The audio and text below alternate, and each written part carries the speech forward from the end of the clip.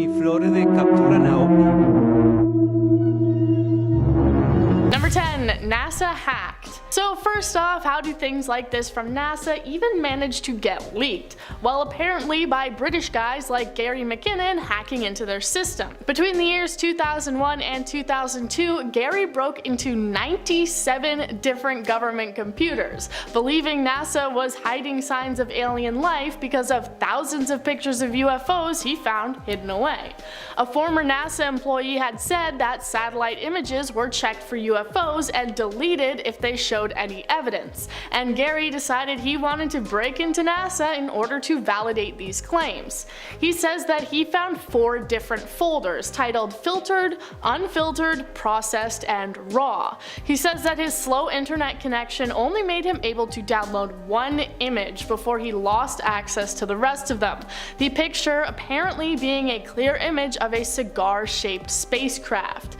Gary believes that NASA is hiding a wealth of UFO evidence from the public. Number 9. Edgar Mitchell. Astronaut Edgar Mitchell landed on the moon with the Apollo 14 mission, and he also believed that aliens helped prevent a conflict between the United States and Russia. He claimed that top military officials were hiding evidence of unidentified flying objects, and the fact that they were apparently often spotted hovering over White Sands testing range in New Mexico. In 2015, he said, "White Sands was a testing ground for atomic weapons, and that's what the extraterrestrials were interested in. They wanted to know about our military capabilities. My own experience talking to people has made it clear the ETs had been attempting to keep us from going to war and help create peace on Earth." He stated that the military had given him loads of information on aliens and their interactions with Earth, and after he left NASA, he dedicated his life and studies to looking into extraterrestrial existence. Number 8. Mars photos. A man named Richard Hoagland believes that NASA knows a lot more about Mars than they're letting on. He believes that astronauts have been to Mars and that there's a plethora of evidence of alien life on Mars that NASA is insistent on covering up.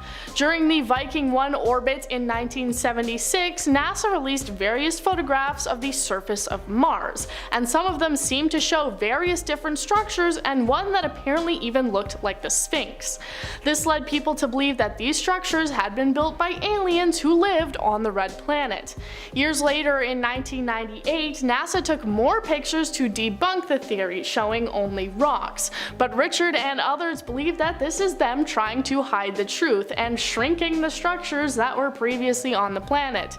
He also pulled up a NASA commissioned report from 1960 that recommended any future discoveries of alien life be hidden from the public so as not to disrupt the evolutionary flow of the century. Moving on to number 7. Fear of coming forward. So branching off of my last point, during the hearing much of the discussion centered on improving the process for reporting unidentified aerial phenomena, or UAPs, but Grush was also there to promote removing the stigma for aviators who report UAP sightings and to ensure oversight of government programs that investigate them. The former intelligence officer told the panel that he and several other colleagues have been the targets of what he calls administrative terrorism, and that he has at times feared for his life since coming forward. Which, I mean, would make a lot of sense if that's true, why a support group was put in place for those who report UAPs. Quote, "It was very brutal and very unfortunate. Some of the tactics they used to hurt me both professionally and personally," he said,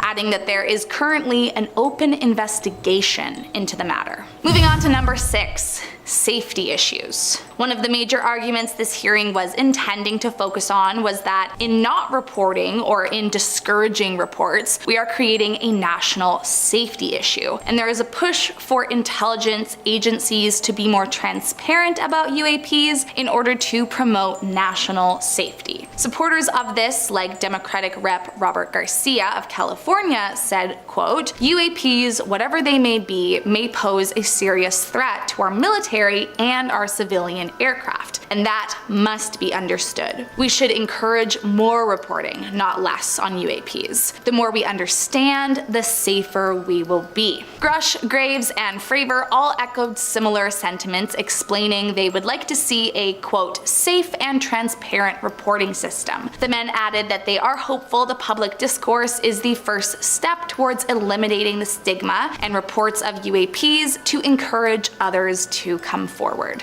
Moving on to number 5. People have been hurt. So according to Grush, not only have there been some pretty sneaky cover-ups as well as some shady treatment to those who come forward, but people have also been harmed and threatened in order to not reveal information. Grush details that as a former intelligence officer, he would go to jail for revealing classified information, but when he was asked whether anyone had been harmed or injured to cover up information about extraterrestrial technology, he answered yes. Now, that alone is scary enough, but even more wild is that when he was asked if anyone had been killed, he said he had, quote, directed people with that knowledge to the appropriate authorities. Now, I get it. He can't say yes or no because it's classified and all, but that's kind of a creepy answer. Feels like he's trying to tell us yes without telling us that. Now, on the other hand, a spokesperson for the Pentagon, Sue Gao, told NBC News that Grush's claims are false, but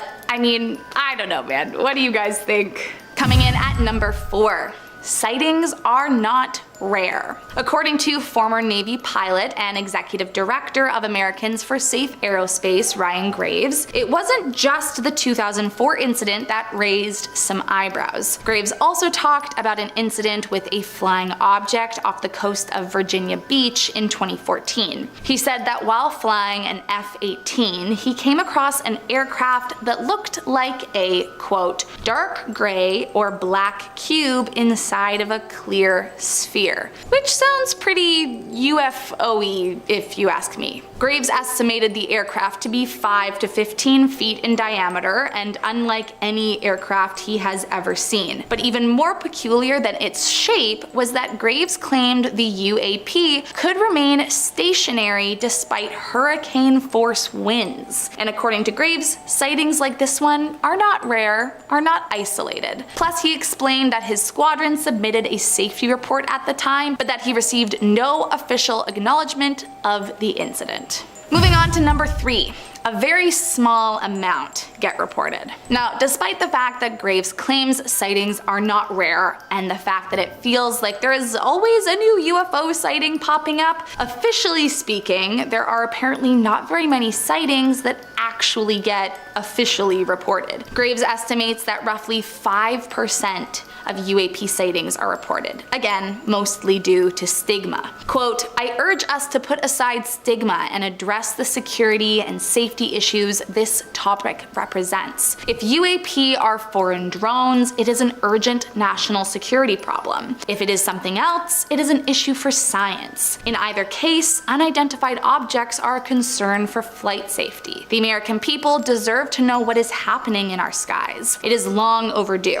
So hopefully this whole situation means more sightings will be reported following the hearing. I guess we will have to wait and see. Moving on to number 2, they really are more advanced. Back to retired Navy Commander David Fravor. I touched a bit in a previous point about his 2004 video he captured, but we're actually gonna circle back because there is a little more. Not only was this small tic-tac shaped flying object flabbergasting because they didn't know what it was, but according to Fravor, quote, there were no rotors, no rotor wash, or any visible flight control surfaces like wings. Plus, Fravor explained that as he and the other pilots tried to get closer to the mysterious craft, quote, it rapidly accelerated and disappeared right in front of our aircraft, leaving behind no detectable turbulence. Which essentially means whatever it was and whoever created it has far more access to superior technology than we do here on Earth. Fravor said, quote, I'm not a UFO fanatic, but what we saw with our 4 sets of eyes, we have nothing close to it. It was incredible technology. Similarly, Grush alleged at another time that the military had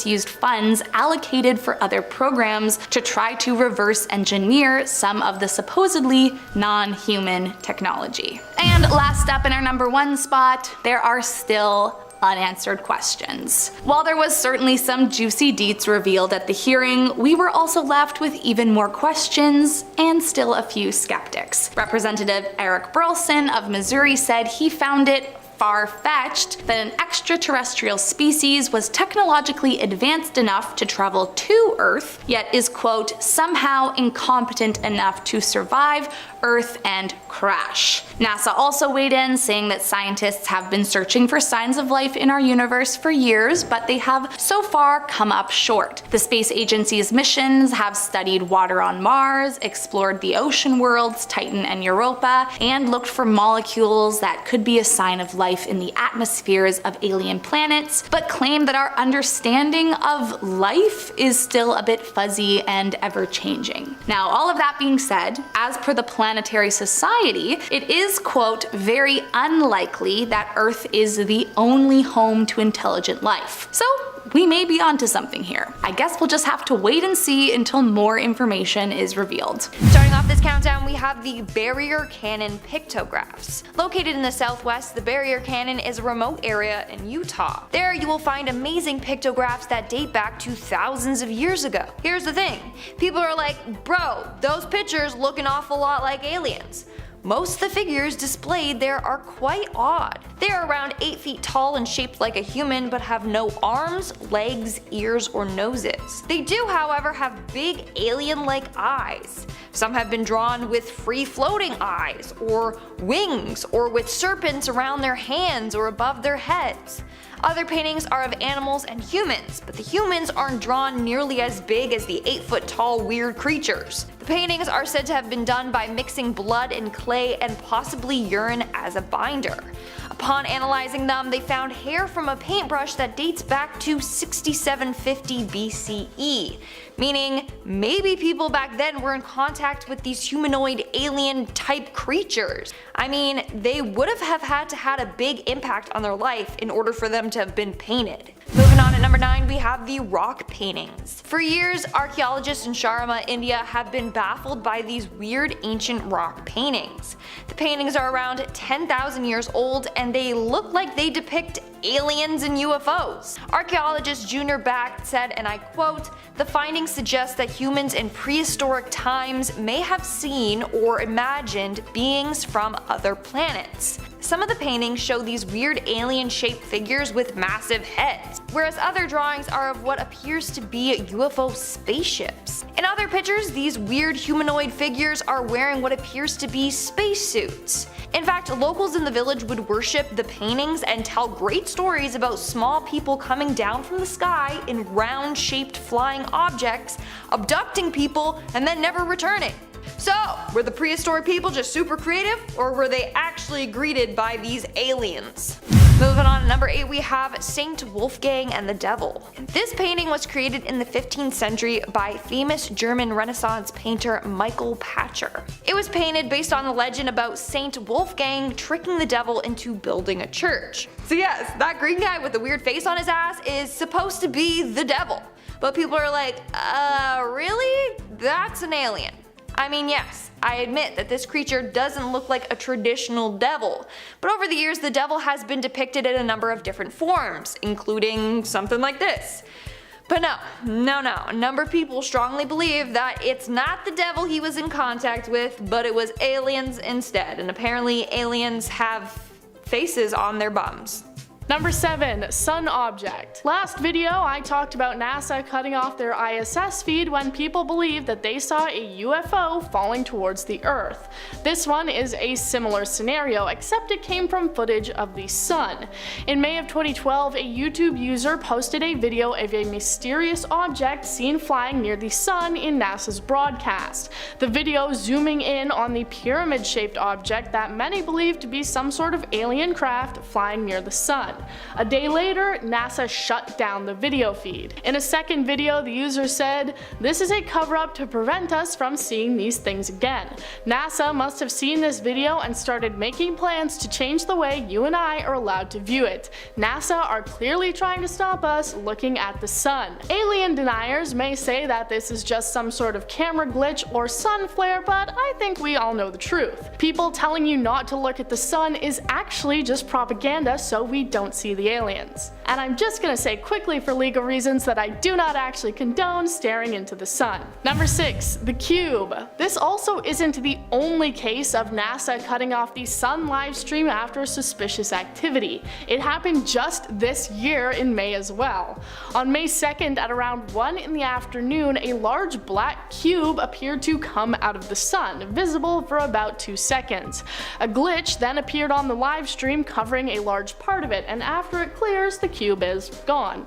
An expert posted this to YouTube going over the footage and claims that this is evidence of some sort of alien spaceship coming out of the sun. Perhaps they have a secret alien base in there. Also, I say expert because he is a self-proclaimed extraterrestrial expert, and honestly, I'm gonna start calling myself that as well. You guys are watching a video from an expert now, people. Most people in the comments claim that this was just some sort of square-shaped solar flare, while another even claimed it was the manifestation of an angel gaining power from the sun. Number 5. Evidence scale. This one is not so much leaked, but was instead part of an announcement that NASA was going to become more serious about trying to discover life on other planets. They announced that they are going to have a scale to measure extraterrestrial evidence so that it's not as black and white as life or no life. Proposed by NASA Chief Scientist Jim Green, the scale includes 7 different levels, which ranks evidence of life based on their environment and the opinions of the scientific community at large. The highest levels on the scale are of course level 6, verifying signs of life with several different instruments, and level 7, and on different locations on the world. They said in a statement, "We need a better way to share the excitement of our discoveries and demonstrate how each discovery builds on the next, so that we can bring the public and other scientists along on the journey. This new eagerness to bring people along on the journey of discovery could be a sign that they're warming us up to revealing aliens." Number 4. Meteorite. In 2011, a NASA scientist came out claiming that they had found legitimate evidence of alien life, this being from fossils inside a meteorite that landed on Earth. Richard Hoover said that he found evidence of what is basically microscopic little alien bugs, or as the science people call it, filaments and other structures that appear to be fossils of algae known as cyanobacteria, little alien bugs. Laboratory tests done found no evidence that they were the remains of Earth-based organisms, despite being slightly similar to organisms that have been found in the waterways of Spain. Hoover says that the lack of nitrogen, which is essential for life on Earth, proves that they are the remains of extraterrestrial life forms that grew on the parent bodies of the meteorites when liquid water was present, long before the meteorites entered the Earth's atmosphere. This isn't the first time that this sort of evidence has been found on meteorites, and it probably won't be the last. Number 3. Anonymous. We know that the infamous Gary McKinnon managed to hack into the NASA databases and find secret UFO pictures, but did you know that the group known as Anonymous did it as well? In 2017, they made a 12.5-minute long YouTube video where they claimed to have gained access to secret NASA information, telling people that NASA was covering up the discovery of alien life.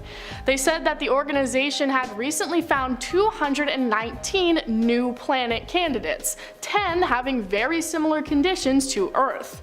Because of this, the group came to believe that NASA was either incredibly close to finding alien life or had already found it. They also stated that this was a sign NASA was getting closer and closer to revealing the truth about aliens. And while many people brushed it off as being ridiculous, we now know that NASA has just revealed their new UFO study, so Anonymous may have been closer to the truth than we thought. Number 2, Black Knight Satellite. Alright, now let's get into some stuff that is a little more conspiratorial than usual, if that's even possible, and various different ways that people believe NASA is trying to cover stuff up, but apparently not doing a good enough job. There is a conspiracy that there is a satellite called the Black Knight Satellite, which was set up by aliens more than 12,000 years ago in order to spy on humans. Photos from the first shuttle trip to the International Space Station in 1998 appeared to show a large black object hovering over Earth, and people believed it was the first photographic evidence of the Black Knight satellite. All previous evidence from years before were just things like radio signals.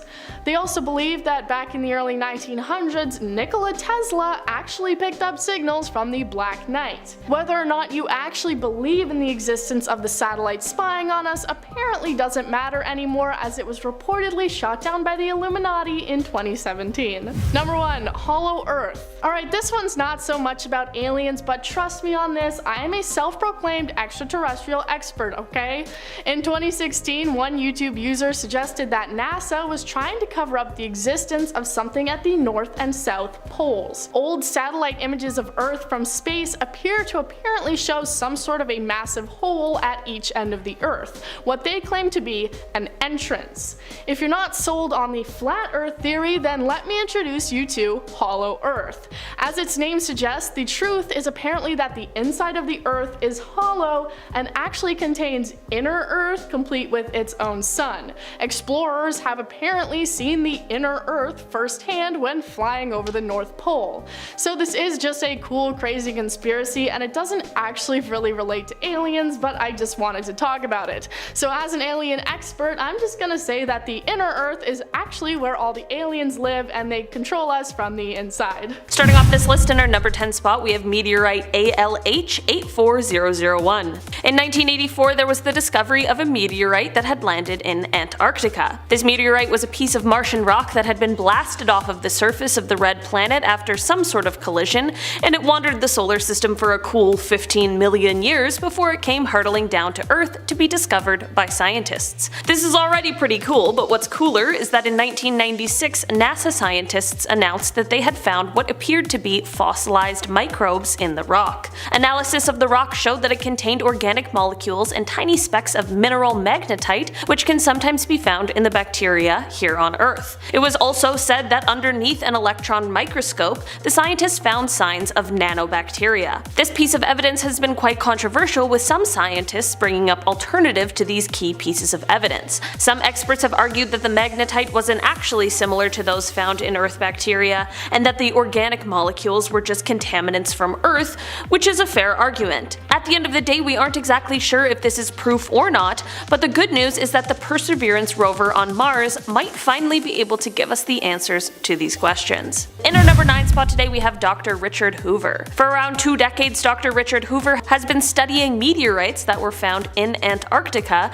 and in 2011 he claimed that he and his team had found evidence of ancient bacteria from colonies that thrived on comets, moons, and other planets. The astrobiologist said that they were able to make this discovery through the use of the most advanced microscanning technology in the entire world. Dr. Hoover sliced open these meteorites and discovered what they called remains of cyanobacteria, also known as blue-green algae. This type of algae is said to have a unique quality and the ability to thrive even in some of the most harshest conditions, which is necessary when talking about surviving the extreme environment some other planets hold, as well as just space in general. Dr. Hoover said that while some of the bacteria he had found was similar to those on Earth, he said that some of the others were completely alien. He said, quote, "Neither I nor other experts who have seen the evidence have any idea what these creatures might be. I do believe these findings indicate that life is not restricted to Earth, but is broadly distributed, even outside our solar system," end quote. In our number 8 spot today, we have a fossil graveyard. In July of this year, in the Cotswold region of the UK beneath a limestone quarry, researchers made a fascinating discovery. Paleontologists uncovered a huge fossil graveyard of squiggly alien-like Jurassic-era creatures. Like, What? These fossils included tens of thousands of these marine invertebrates, and they were all preserved at different stages in their life cycle. Talk about a scientific jackpot. It appeared as though these creatures lived at a time when they were absolutely thriving, until something happened. It isn't clear exactly what this event was, but perhaps it was some sort of mudslide that was triggered by an earthquake, but either way it ended up suffocating and entombing all of these creatures for 167 million years until they could be found by these paleontologists. I know these were clearly Earth creatures and not actually aliens, but these distant relatives of the creatures that currently exist on Earth truly do seem like aliens to us now. Moving on at number 7, we have the crucifixion of Jesus. Okay, this one is wild. Buckle your seatbelts. So take a look at this painting from 1350. It was created by an unknown artist for the Decani Monastery. The artist signed his name Serge, but there's no historical records of anyone with such name. So right off the bat, people are like, okay, so who created this piece? Especially because in the top right and left hand corners of the piece there are 2 UFOs with passengers inside. In the right corner, the pilot in the UFO seems to be looking all the way back at the craft behind him. Now I don't know about you, but no normal human being can do that with their neck unless they're an alien or an owl. On top of it all, this work would have had to been approved on the detail or else the whole piece would have been repainted. So someone saw this and was like, yep, that's accurate, looks good, meaning aliens were present during Jesus' crucifixion? Also, they didn't have spacecrafts back then, or any flying things. But those 2 people are certainly flying in something, alright? So what's the deal?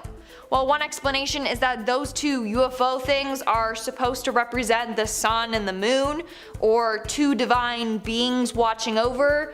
But a lot of people are just like, no, they're aliens. In our 6th spot today we have the Madonna. Painted in the late 1400s, this is a beautiful painting of the Madonna with infant Jesus and St. John. But if you look in the background, there appears to be a weird spacecraft floating in the sky. In fact, it is emitting beams of light, and the man in the back with the dog is looking up at it with his mouth open like, what the heck is this? Like, he's in awe of it. Even the dog is looking up at it like, what the hell is going on here? This craft looks a lot like a UFO. I mean, come on, there's even light rays coming out of it, so what else could it be? Again, people argue saying that maybe it's an angel or some sort of holy entity looking down on her. But there's no wings or a body of an angel, and this wasn't the typical way to portray angels, so it seems quite odd and out of place to say the least. We're now at our 5th and halfway mark with Leonardo da Vinci's paintings. A lot of people think that Leonardo da Vinci was in contact with aliens and was trying to tell us through hiding secret messages in his paintings. First off, people thought that Leo was way ahead of his time. Like, he was drawing pictures of helicopters in 1493 before it was even a thing. He also talked about ships that could travel underwater, submarines. Like, he came up with a lot of modern day inventions somehow back then. So people were like, okay, he's either a time traveler or an alien, or he's in contact with aliens and they were telling him how to advance society. Now, here comes the freaky part. Someone mirrored and lightened his painting of St. John the Baptist, and it appears as if there's an alien face in there. It is truly quite freaky. It straight up looks like an alien from The Predator or something. Then you have his famous work of art, the Mona Lisa.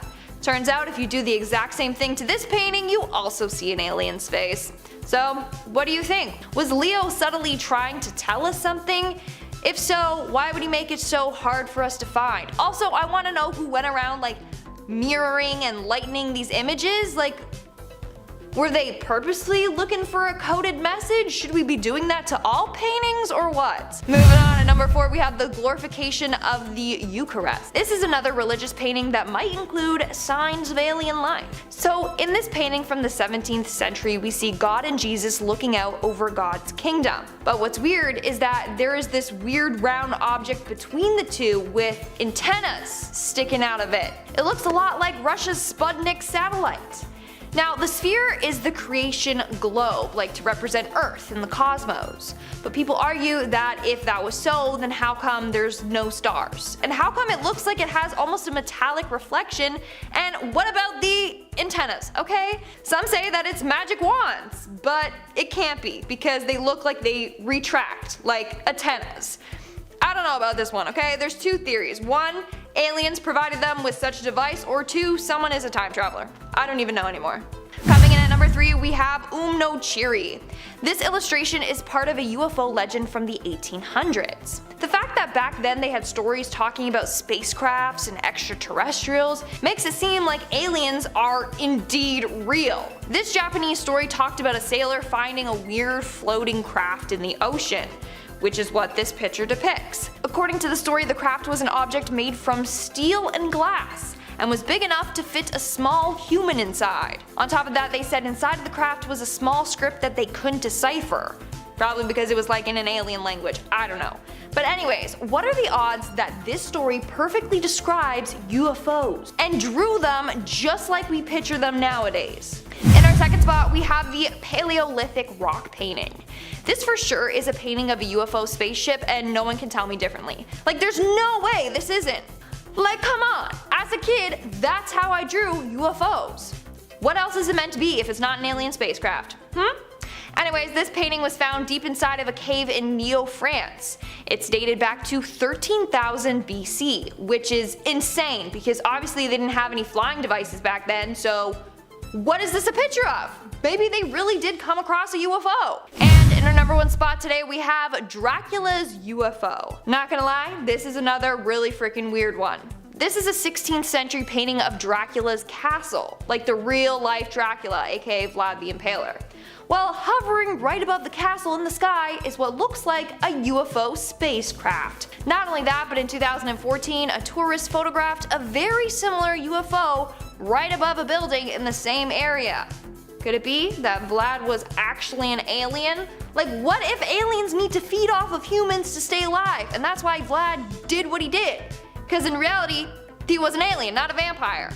I don't know, man, this is all too weird. Starting off this list in our number 10 spot, we have the New Jersey UFO. This UFO sighting took place in 2001 just above the New Jersey Turnpike. On July 14th, 2001, just after midnight, for around 15 minutes, motorists driving down the highway stopped to stare at the sky to witness what no one could believe. There were strange orange and yellow lights in a V formation just above the Arthur Kill waterway. There were a ton of witnesses who were all extremely confused and shocked as to what they were seeing. Air traffic controllers initially denied that there were any flying objects that could have caused the mysterious lights, but a group called the New York Strange Phenomena investigators claimed that they received radar data that night that could corroborate all of the stories that the witnesses were telling. It may not have been aliens, but it certainly was some sort of unidentified flying object that no one had ever seen before, and there were people from all walks of life witnessing it together. In our number 9 spot today, we have habitable planets. Before I dive into this one, guys, please don't forget to hit the thumbs up button if you're enjoying the video so far, because it really helps us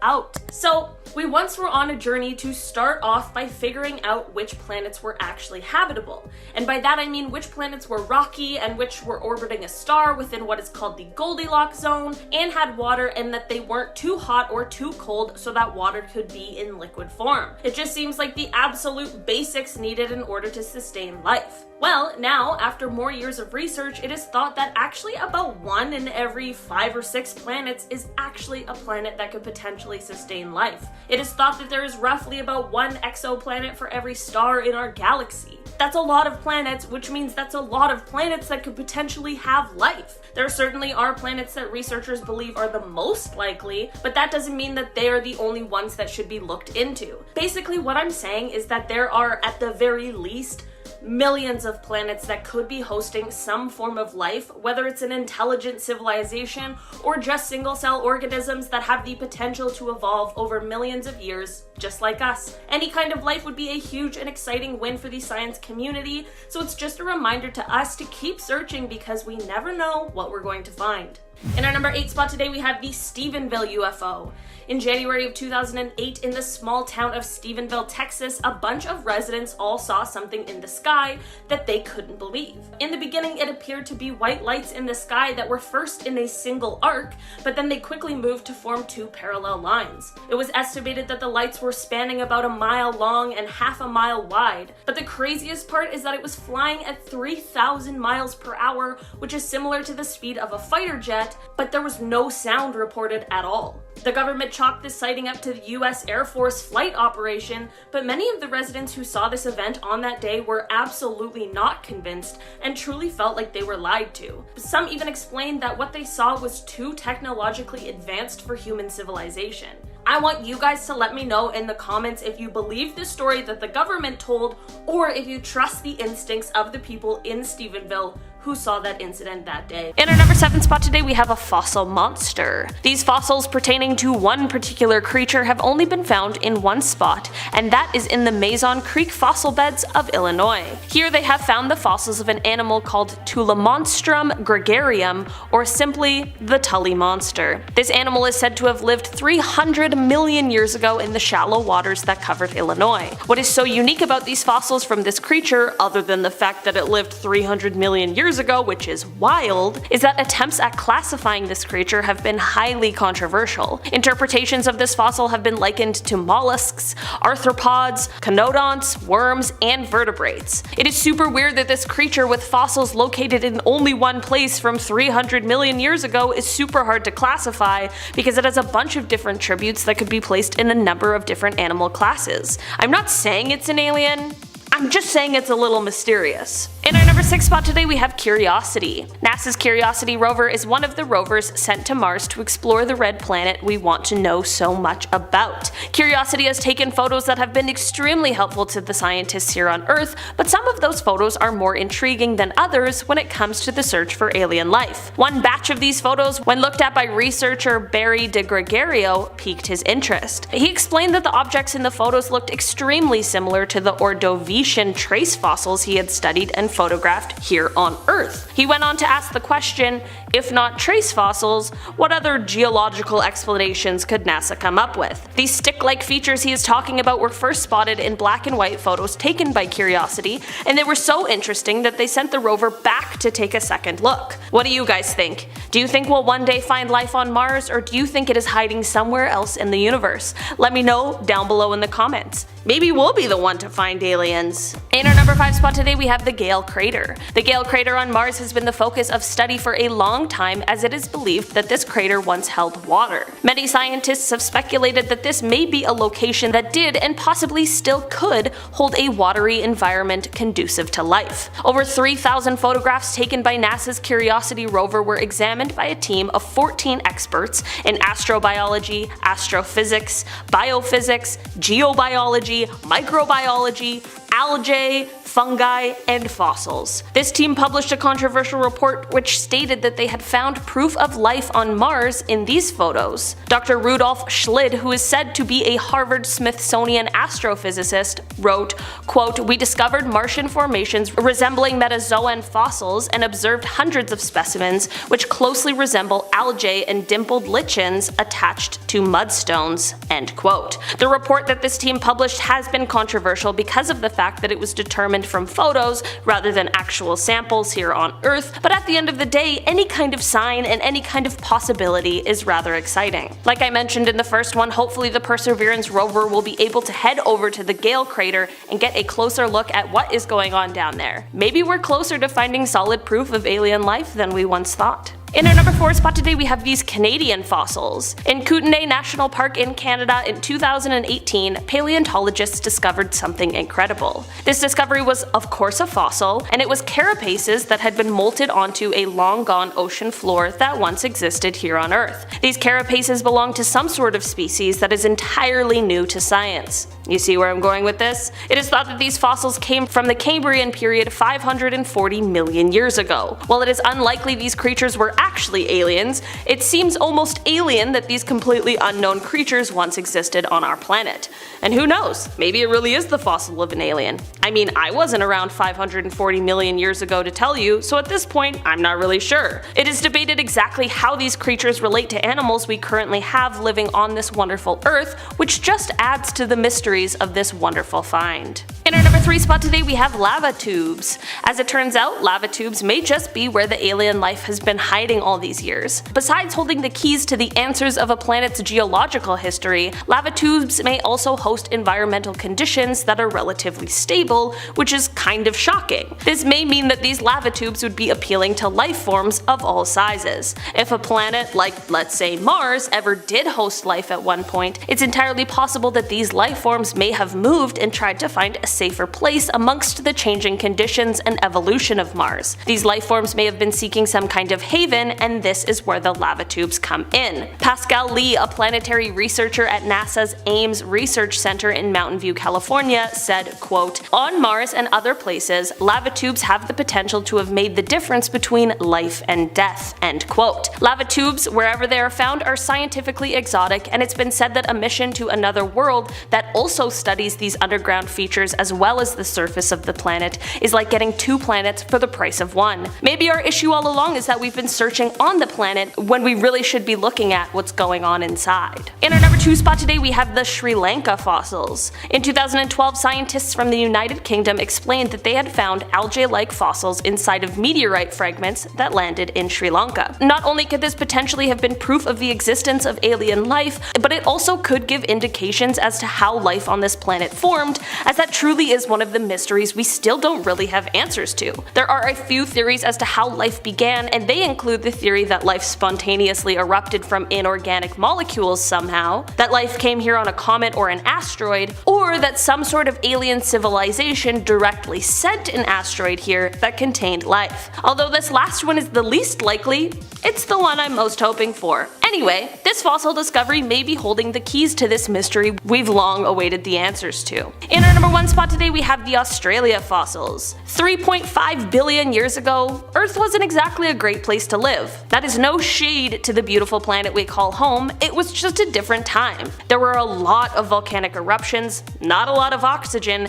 and a pretty high chance of getting hit by an asteroid. Despite all of this and this extreme environment, something happened that allowed life to form and evolve here. This has led scientists to believe that surely this has also happened on other planets. Right? Fossils found in Australia, which were dated back 3.5 billion years ago, are the earliest direct evidence of life on Earth. This alone is crazy and exciting, but the research done on these fossils showed that not all of these fossilized organisms were the same. Some were primitive photosynthesizers and others produced methane. This shows that not only was life forming at this time, but that it had an easy time doing so. Scientists can't be sure about how much earlier life could have been formed here, but if the conditions are right, it seems as though these fossils prove that it's not exactly difficult for it to happen, and that life in the universe should be pretty widespread. The organisms in the fossils probably wouldn't like life on Earth so much now, but it does show that life can form and thrive under conditions we would think of as unlivable. Starting off this list, in our number 10 spot, we have they might have died off. This one is a bit disappointing, to be honest, okay? Bad news first, good news later. But it's basically just a theory that it's probably pretty likely that there were aliens at some point, but since the universe is so old, they might have already died out. All life and cultures rise and fall, and researchers put together a model in recent years that would give more insight into the likelihood of this theory. They took things into account, like sun-like stars that are not too close or too far from planets that are similar to Earth, as well as how frequently there are deadly radiation blasting supernovas, which of course could prove to be a huge problem for life forms, as well as the time that it takes for intelligent life to evolve, provided all the conditions are right. And once the evolution has taken place, how long it would take for a tool-bearing form of life to then destroy itself. That's a lot of factors to consider, and through all of this, it was found that the highest likelihood of life before ours in the Milky Way emerged around 5.5 billion years ago, which would place that before our planet was even formed. This of course would have provided plenty of time for all of the events I just mentioned to have occurred. Not only this, but with a recent James Webb Telescope discovery, we might be learning that galaxies existed long before what we previously thought. James Webb has been using its incredibly powerful technology to glimpse back into the earliest moments of our universe, and just this week it was announced that there are some distant galaxies that predate what we once thought was possible. This is all to say that there are now millions of extra years that have been added to the timeline where some form of life may have developed, and who knows, maybe these life forms do still exist, but we are just too far away for us to reach. In our number 9 spot today, we have the Roswell incident. One of the most famous alien conspiracy stories of all time, this whole rigmarole started in 1947 when some sort of crash took place near a ranch in Roswell, New Mexico. Shortly after this, the Roswell Army Airfield released a statement saying that they had recovered a flying disc from the ranch, but the Army quickly retracted the statement and said that it wasn't that, but instead was a conventional weather balloon. Alright, heard that before. This was a little sketchy, but most people let it slide until the 1970s. What happened in the 70s is that a retired lieutenant colonel began to speak out. In an interview with a UFO researcher, he said that the weather balloon story was a cover-up and that alien remains were actually recovered from the crash site. There were both first and second-hand witnesses who claimed that not only were there at least one, but possibly more alien spacecrafts that had crashed at the scene, but also that extraterrestrial remains were also recovered by the military, who then began to engage in a cover-up. In 1994, the story changed from a weather balloon to a nuclear test surveillance balloon from Project Mogul, and it was stated that the stories of the alien bodies were probably just test dummies that had been dropped from high altitudes. I'm not gonna lie, the whole thing sounds a little sketchy. I obviously wasn't there, so I can't say for certain what happened, but someone is definitely lying about it, that's all I know. In our number 8 spot today, we have the radio signals. Basically, we're getting radio signals from somewhere, but we just aren't quite sure where. It started in 2007 when we began getting what are called fast radio bursts, and they are a totally mysterious phenomena to scientists. These bursts are only a few milliseconds long, but they emit more energy than the sun does in 24 hours. All of this is already super cool and interesting, but here's an even crazier thing about them. The main thing that we know about these bursts is that they're coming from outside of our own galaxy. Space is very cool and very unbelievable. This obviously has led a lot of experts to believe that it could possibly be coming from an advanced civilization that is quite far away, and they may be trying to contact us, but we just don't have the technology to interpret the signals. Maybe one day scientists will figure out a way to accept whatever message it is they are trying to send, or maybe one day we'll get a visit from them and then they'll be mad at us for not answering their messages and just leaving them on red. Either way, it's all very cool and very interesting.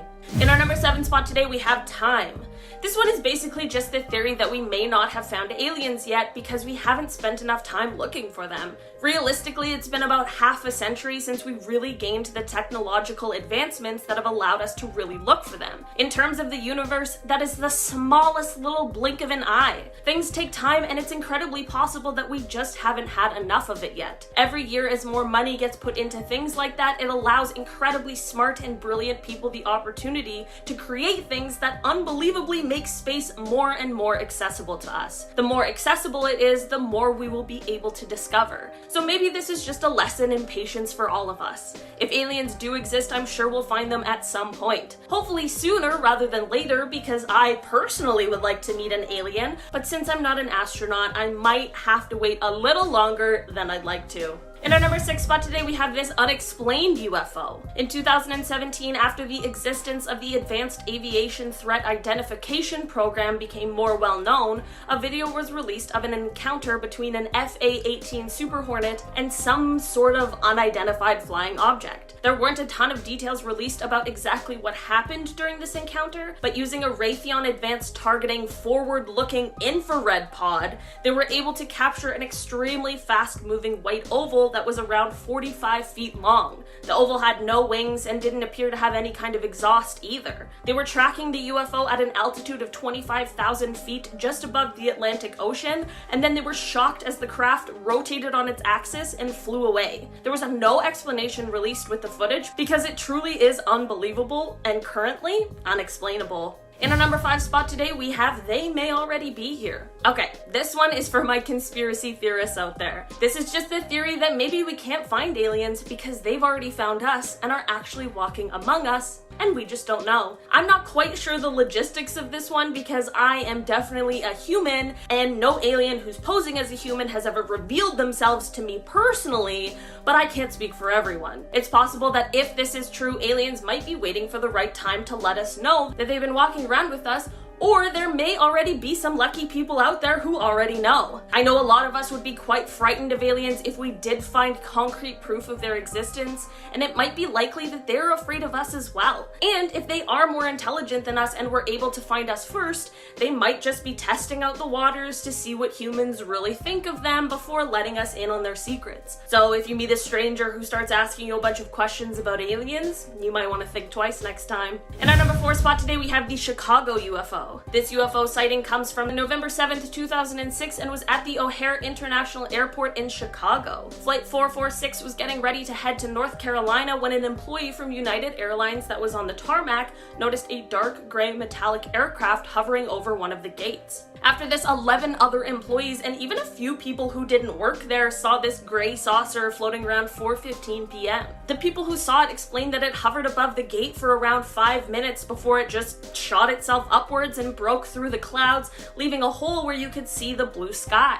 The strangest thing, however, is that this flying saucer did not show up on the radar, so the Federal Aviation Administration just called it a weather phenomena and would not investigate it, despite there being around 15 witnesses who all saw the same thing. This story, however, became the most read story on the Chicago Tribune's website and even went international because it certainly is very interesting. In our number 3 spot today, we have light shifts. In the later half of 2015, a Penn State astronomer named Jason Wright explained that there were pretty erratic and spontaneous shifts in the light that was coming from a newly discovered star. This star sits about 1,280 light years away from us on Earth, and these shifts were very similar to as if something was passing in front of our view of the star briefly before passing right through. Scientists weren't able to connect this to any exoplanets or anything like that, which we could understand, and this is what led Jason to quite an interesting theory. He stated that it is possible that the shifts are caused by massive objects passing in front of the star in a kind of orbit, like an array of massive satellites or a similar kind of structure, like the type of thing that would be produced by an intelligent and civilized life form.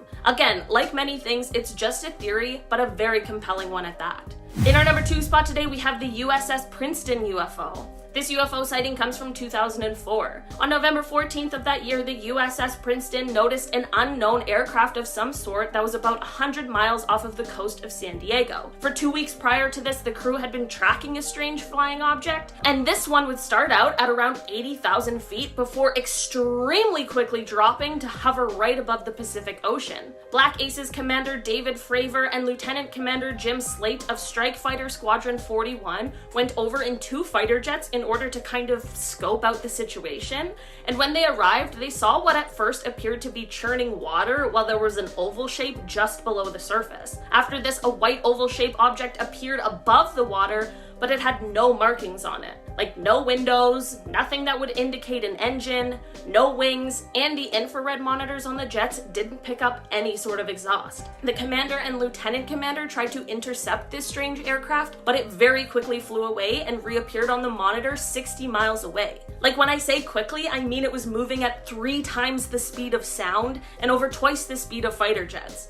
So faster than any kind of technology we currently have. We still don't know exactly what this was, but I'm sure a lot of us are thinking the same thing. In our number 1 spot today, we have radio signals. Basically, we're getting radio signals from somewhere, but we just aren't quite sure what exactly is going on there. It started in 2007 when we began getting what are called fast radio bursts, and they are a totally mysterious phenomena to scientists. These bursts are only a few milliseconds long, but they emit more energy than the sun does in 24 hours, which is just a statement that my brain struggles to comprehend. All of this is already super cool and very interesting, but here's an even crazier thing about them. The main thing we know about these bursts is that they are coming from outside of the Milky Way. They're coming from outside of our own galaxy. Space is the coolest and most unbelievable thing. This obviously had led a lot of experts to believe that it could be coming from an advanced civilization that is quite far away, and they may be trying to contact us, but we just don't have the technology to interpret the signals. Maybe one day scientists will figure out a way to accept whatever message it is they're trying to send,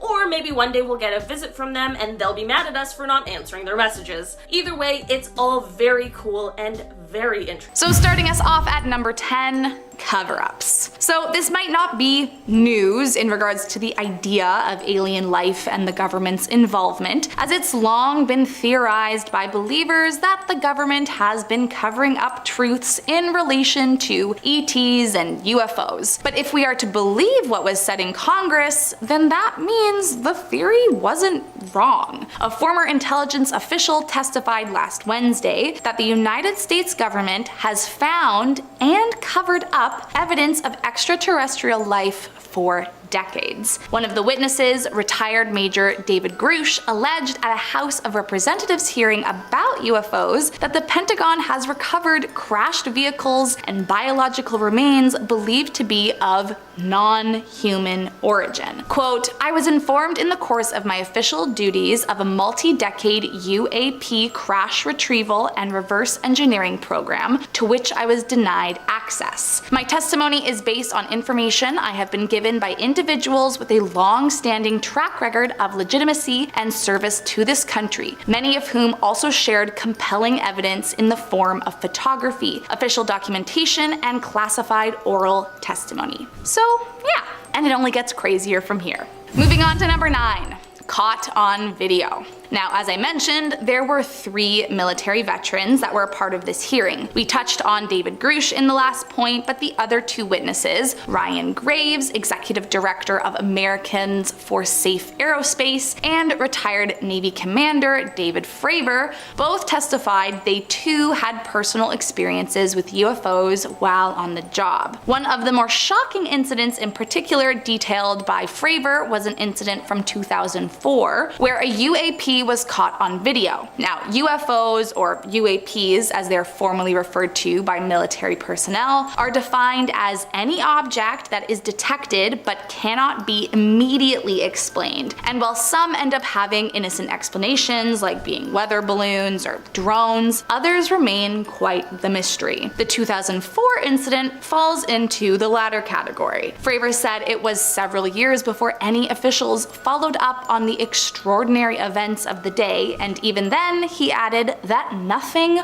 was done. Moving on to number 8. There's a support group. Obviously, there was a lot of juicy information being revealed at the hearing, and I don't know if this was news to everyone, but it was to me, so I'm adding it. The former Navy pilot Ryan Graves talked about how he had founded the Americans for Safe Aerospace group that supports aviators who have reported UAPs, which might not sound like the craziest thing compared to what else was revealed. I mean, there are support groups for tons of different things, but to think that people are likely to require support after coming forward with unexplainable sightings is kind of crazy. Like, what is happening after they submit this report? What did they see? What did their superiors do to them? Graves stated that the objects that are reportedly being seen by military and commercial pilots are, quote, performing maneuvers that are unexplainable due to our current understanding of our technology and our capabilities as a country. Further adding, quote, if everyone could see the sensor and video data I witnessed, our national conversation would change.